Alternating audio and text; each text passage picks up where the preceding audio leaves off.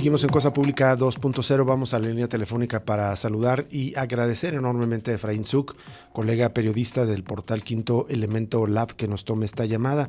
Tenemos interés en conversar con él porque Quinto Elemento Lab ha dado, el conjunto, el colectivo de periodistas de Quinto Elemento Lab ha dado un seguimiento muy puntual a todo, digamos, este proceso en el que el presidente anunció desde julio del año pasado un supuesto censo de personas desaparecidas, que terminaron llamando una estrategia nacional de búsqueda generalizada y que ha dejado muy insatisfechos especialmente a los colectivos de familiares que tienen desaparecidos. Y el reciente reportaje en seguimiento a todo este proceso se llama Decenas de personas localizadas por el gobierno siguen desaparecidas. Efraín, ¿cómo estás? Muy buenas tardes. ¿Qué tal, Rubén? Buenas tardes, Jesús, buenas tardes. Muchas gracias por la invitación, como siempre. Al contrario, Efraín, estamos muy complacidos de que aceptes conversar con nosotros en este contexto. Pues tenemos que decirlo, de consternación por la desaparición de un colega periodista, de Jaime Barrera, lo cual confirma, por si hiciera falta, que la crisis por desaparición de personas es uno de los problemas principales. Y bueno, ustedes le están dando seguimiento en este portal de Quinto Elemento Lab y a dónde van los desaparecidos. ¿Nos compartes cuáles son los principales hallazgos de este reciente reportaje? Pues por supuesto también envío un abrazo y una solidaridad. Esperemos que el colega Jaime sea localizado con vida y que esté bien prontamente, y que las autoridades allá de la Fiscalía de Jalisco pues hagan su trabajo con diligencia y rapidez, ¿no? Dicho lo anterior, retomando este tema del censo de personas desaparecidas, bien lo comentabas. Desde junio del año pasado el presidente mencionó que para tener, digamos, cifras confiables iba a realizar este llamado censo, y en a dónde van los desaparecidos y Quinto Elemento Lab hemos publicado respecto a, digamos, tropezones, llamémoslo así, de esta estrategia desde el inicio, que las familias decían, bueno, están llegando y me dicen que la persona que yo busco, mi hijo, mi hija, se vacunó por la COVID-19. Esto lo publicó desde julio mi colega Lucía Flores y Germán Canseco. Después supimos, el siguiente mes también Lucía y Germán publican en A dónde van los desaparecidos, que se empiezan a realizar llamadas. Perdón, esto fue en septiembre que lo publicamos, se empezaron a realizar llamadas desde un call center en la Secretaría de Seguridad Pública y Ciudadana. Y, digamos, poco a poco se ha ido construyendo, digamos, esta historia relacionada con el censo, que hay que decirlo, ha sido una constante el silencio de las autoridades, hasta el 14 de diciembre pasado, que en la conferencia matutina del presidente, la secretaria de Gobernación, Luis Alcalde, pues presenta unos resultados de este llamado censo. También a inicios de año, lo comentábamos con ustedes en su programa, parte de lo que revelábamos es que al menos 269 personas habían sido erróneamente clasificadas bajo estas categorías que el propio gobierno inventó y que no están previstas en una legislación, y justo se ponía un poco en duda que las desapariciones de estas 269 personas pues fueran denuncias confirmadas, ¿no? Esta última revelación que publicamos la semana pasada, pues lo que mostramos es que de 16.681 supuestas localizaciones, encontramos pues y confirmamos directamente con las familias que 30 personas siguen desaparecidas, pero fueron listadas como personas localizadas en los resultados de este censo del presidente López Obrador. De hecho, se incluye a personas, señalan en el reportaje, Efraín, 10 que corresponden a desapariciones durante el periodo de la Guerra Sucia, pero evidentemente que sus familiares no tienen noticias de ellos. Exactamente. Al menos 10 personas que fueron desaparecidas entre 1965 y 1978, en este contexto del terrorismo de Estado que conocemos en México como Guerra Sucia, pues aparecen listadas justo como personas localizadas. Son personas, por supuesto, que tienen investigaciones desde hace ya varias décadas a cargo de la ahora Fiscalía General de la República, que empezaron antes cuando era la Procuraduría General de la República, que sus familias, por supuesto, continúan en la búsqueda y buscando también saber qué es lo que les ocurrió, cuál fue su suerte de estas 10 personas, y están listadas como personas localizadas, en los resultados del censo del presidente López Obrador. También mencionamos en este trabajo el caso de Alicia Los Ríos Merino, que su hija, del mismo nombre, Alicia Los Ríos, abogada e historiadora, justo después de que publicamos esta revelación de las 269 personas que fueron mal clasificadas, pues ella puso en redes sociales que su mamá ni siquiera estaba en esta lista que hizo pública, esta base de datos que hizo público la Secretaría de Gobernación y la Comisión Nacional de Búsqueda. La Comisión Nacional de Búsqueda la contacta directamente y digamos que actualizan su registro y ahora aparece con una denuncia confirmada.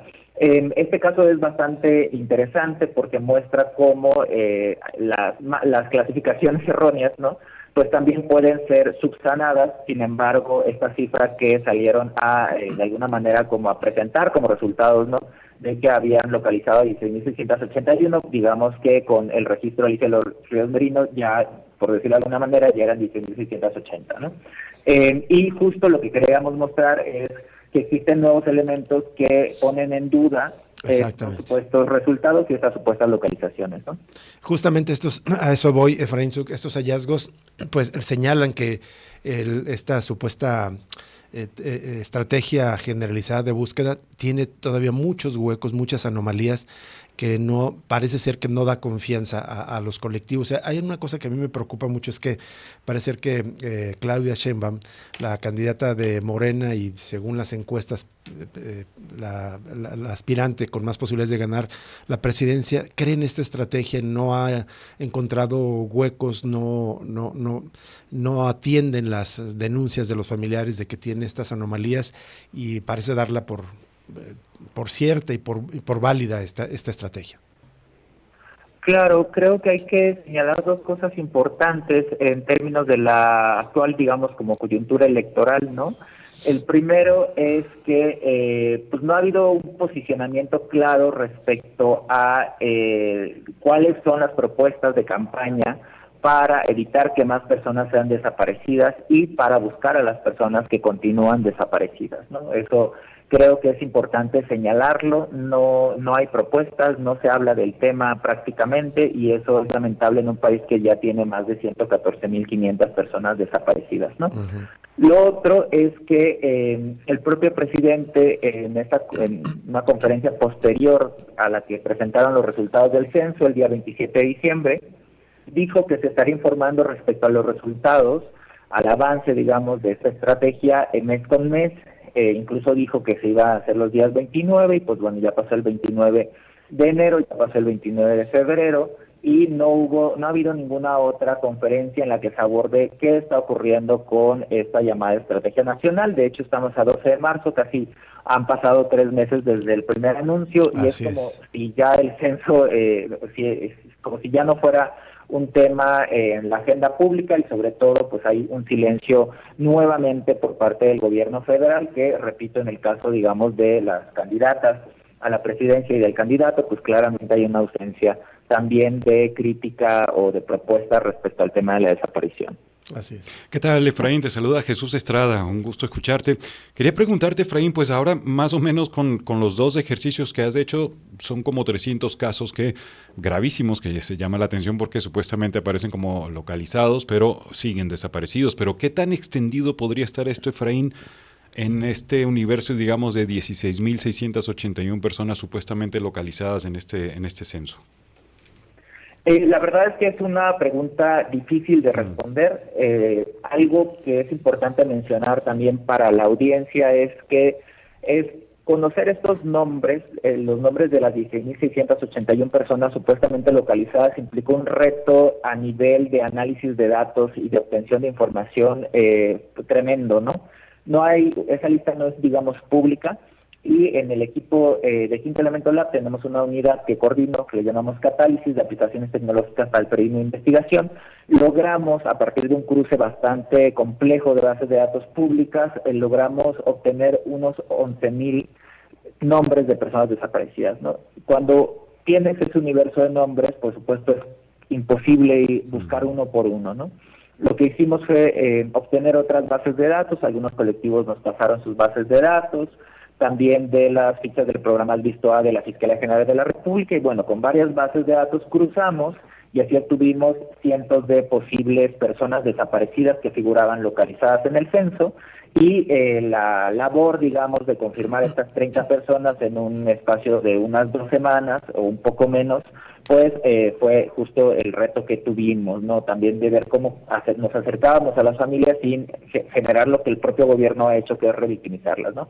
Entonces yo diría, esto es algo que se hizo con un nivel de complejo, digamos, técnico en el análisis periodístico y también con muy poco tiempo. El problema puede ser extendido y vale la pena comentarles que para la publicación anterior respecto a estas 269 clasificaciones erróneas, pues después colectivos se nos acercaron y yo diría que hemos obtenido unas 500 más, por ejemplo, ¿no? Entonces también yo creo que conforme vaya pasando el tiempo y los familiares se acerquen y busquen, etcétera, pues esta cifra probablemente sea mayor, ¿no? 500 nombres más aparte de los que ustedes habían encontrado, Efraín, es muchísimo. Es muchísimo, definitivamente. O sea, solo de la lista de guerra sucia, de las víctimas de esa, yo me acuerdo eran como 350 personas que tenían clasificaciones distintas, digamos. Muchas de ellas no eran denuncias confirmadas, sino aparecían con indicios, aparecían como que se requiere información para confirmar la identidad, etcétera, ¿no? Sí, Efraín, también en una parte del reportaje hablan de algunos casos de personas que han sido borradas. ¿Qué significa esto? ¿Sencillamente solamente se les eliminó del registro? Sí, recordemos que hay un registro nacional de personas desaparecidas y no localizadas. Este registro está previsto en una ley, es un registro oficial y es el que actualmente está alrededor de las 115,000 personas desaparecidas. Lo que logramos confirmar es que de estas 30 continúan, a pesar, digamos, están en la lista de personas localizadas, que voy a entrecomillar, es como una lista ficticia, no hay todavía un proceso para legalizar, digamos, esas localizaciones, estas clasificaciones las inventa, digámoslo así, el gobierno, pero 28 de ellas continúan apareciendo en el registro nacional, todavía no voy a entrecomillar, como que se hizo efectiva la localización de estas personas, a pesar de que el gobierno ya están en esa cifra de 16,681. Sobre las otras dos, y de hecho hay un caso justo de un joven de Guadalajara, sí, exacto. Es uno de estos casos que confirmamos que ya fueron dados de baja del Registro Nacional de Personas Desaparecidas y No Localizadas. Esto quiere decir que de estar desaparecidas se les cambia el estatus a personas localizadas. Una última duda, Efraín. Ahí comentas un caso de 2 hermanas de Oaxaca, integrantes del Movimiento de Unificación y Lucha Triqui, ambas desaparecidas. Que en general, digamos, vamos a compartir el reportaje donde traes declaraciones de familiares, pero ¿cómo defines, cómo reciben los familiares este tipo de información de que supuestamente su desaparecido está localizado, pero en realidad sigue desaparecido? Pues con mucho enojo, la verdad, fue información que les sorprendió, que no se explicaban por qué las estaban dando como localizadas. Este caso de las hermanas en Oaxaca, Ortiz Ramírez, es además bien, lamentablemente lo pondré así como curioso en el sentido de que una de ellas, Daniela, sí está, digamos, con alguna clasificación que implica que no ha sido localizada, pero Virginia, la menor, ella está en la lista de personas localizadas y ellas desaparecen juntas, ¿no? Entonces, por supuesto, con mucha indignación, con mucho enojo y también con mucha confusión respecto a lo que implica para la búsqueda de sus familiares, claro, que estén listados como localizados, ¿no? Es que efectivamente las consecuencias son muy, muy drásticas porque si el gobierno está más bien clasificando, reclasificando algunos casos como ya localizados, pues evidentemente, no garantizaban nada antes que se estuvieran buscando, pero con esta clasificación mucho menos, ¿no? Es el riesgo que ocurre con este manejo de las cifras del registro, Efraín. Por supuesto, creo que en general, desde que el presidente anuncia este censo, pues ha habido mucha confusión y esto no ha hecho otra cosa que agravarse. Y repito, y me parece a mí muy grave y justo que el gobierno federal, la Secretaría de Gobernación, la Comisión Nacional de Búsqueda, pues no han vuelto a informar respecto a este tema del censo. Hemos buscado, por supuesto, a la comisionada Teresa Guadalupe Reyes Agún, sin éxito, no recibe y nos parece lo que vemos con otros colegas es que prácticamente a ningún medio le ha dado entrevista. y esto lo que genera, repito, es mucha confusión en las familias buscadoras Claro. respecto a qué es lo que está ocurriendo. Así es. Efraín, te agradecemos enormemente que nos hayas tomado esta llamada y nos compartas los hallazgos centrales de este nuevo reportaje de Quinto Elemento Lab y a dónde van los desaparecidos, que ha estado diseccionando el trabajo que lleva a cabo el gobierno federal en lo que ha llamado el censo del presidente y que oficialmente llaman Estrategia Generalizada de Búsqueda. Gracias, Efraín, y bueno, seguimos en contacto contigo más adelante.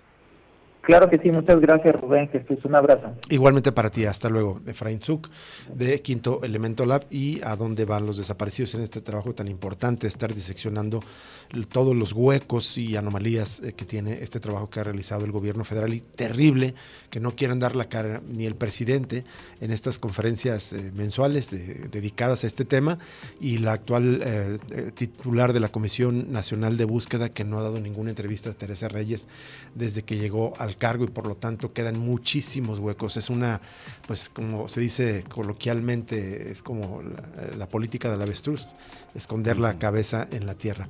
Vamos a una pausa y volvemos con más información aquí en Cosa Pública 2.0, y bueno, volviendo a invitarlos en este día de consternación de todo el gremio por la desaparición de Jaime Barrera, invitándolos a la manifestación que tendremos a cabo a partir de las 5 de la tarde en la Plaza de la Liberación. Vamos a la pausa y volvemos.